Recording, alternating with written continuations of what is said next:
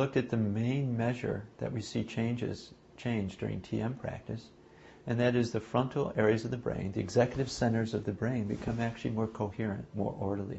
Coherence just means integrated functioning. Coherence means that what one part of the brain is doing, the other part of the brain is involved, is communicating back and forth. And because they're both involved in the same task, the electrical pattern, the electrical signature is similar.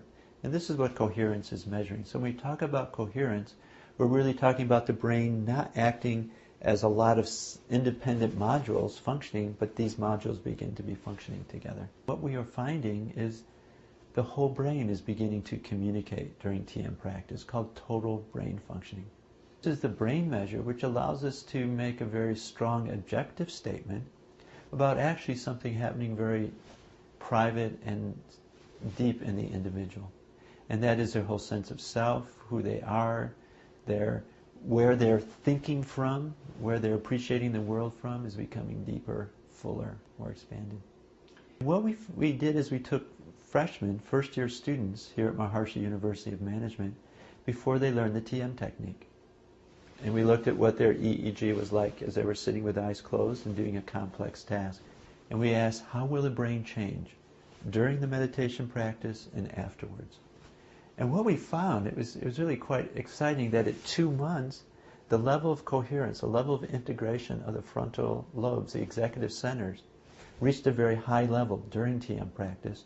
And then that was a level that they reached at 6 months, at 12 months.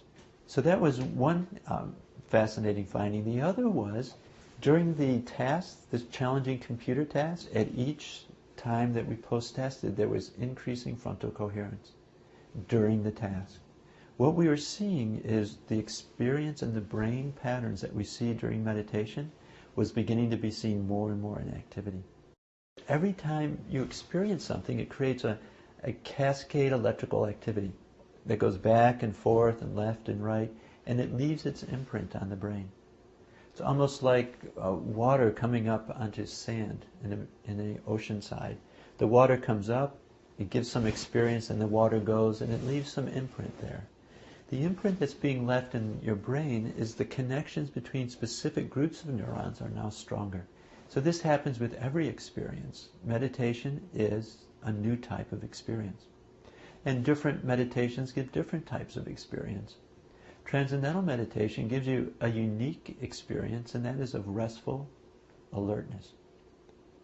Restful alertness. We know how to be restful, that's called sleep. We know how to be alert, that's called being in a football game.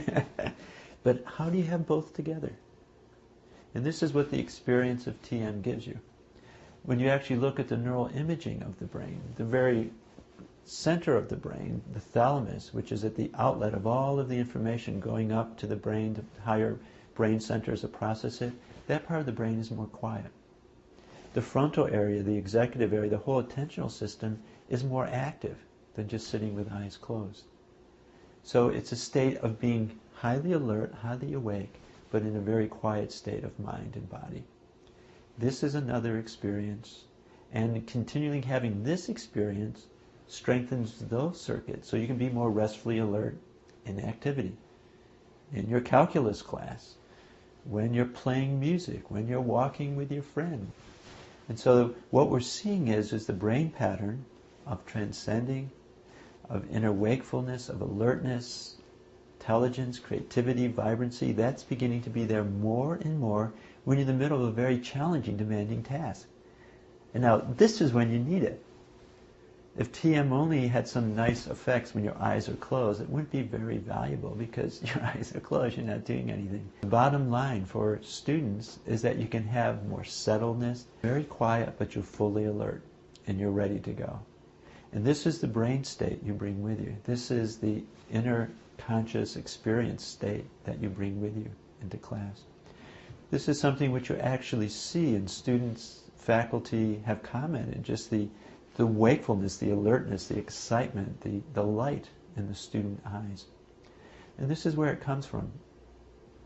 Simply taking the brain back and forth from this state of transcending into activity, it brings more of that inner value of life out into activity.